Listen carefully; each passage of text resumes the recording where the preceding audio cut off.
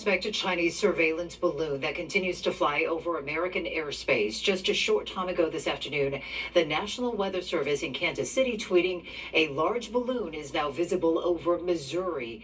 All of this prompting Secretary of State Antony Blinken to now postpone his planned trip to China.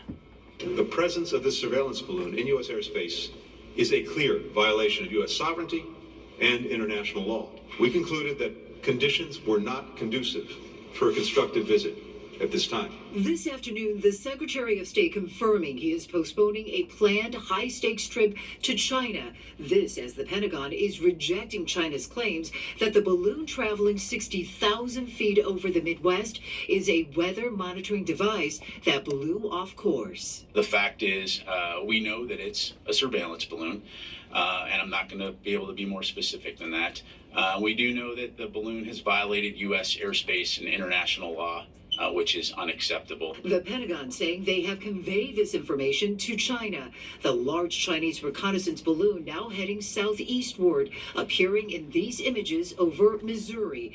It comes after photos captured it over Montana earlier, carrying what U.S. officials say is the surveillance component that's roughly the size of 3 buses. We currently assess that the balloon does not present a military or physical threat to people on the ground at this time. Officials confirm the balloon has traveled for days from western Alaska to the Midwest and has gone over and will proceed over nuclear and missile facilities.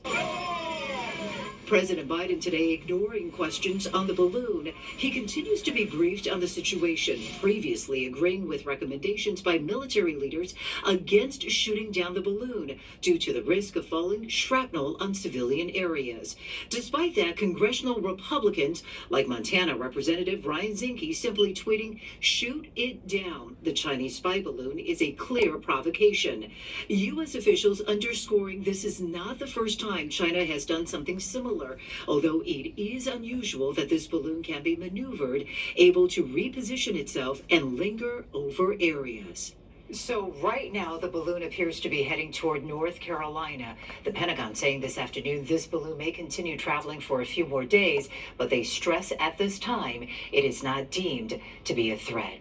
Now, meanwhile, Illinois Democratic Congressman Raja Krishnamoorthy saying this afternoon he is glad Secretary Blinken is postponing his trip to China. Congressman Mike Quigley said low-orbit Chinese satellites have, quote, been there for years. I don't want the American people to think this is something new and that all of a sudden we have a concern that we didn't have before. Those concerns are there. They have to be mitigated. They have to be addressed. We have to confront the Chinese government. You look at China's track record of being deceitful, not being honest, playing by a different set of rules. I have real concerns. I'm glad Speaker McCarthy has asked for a meeting with the Gang of Eight. I think that's important. For more on the suspected spy balloon, watch World News Tonight with David Muir at 5:30.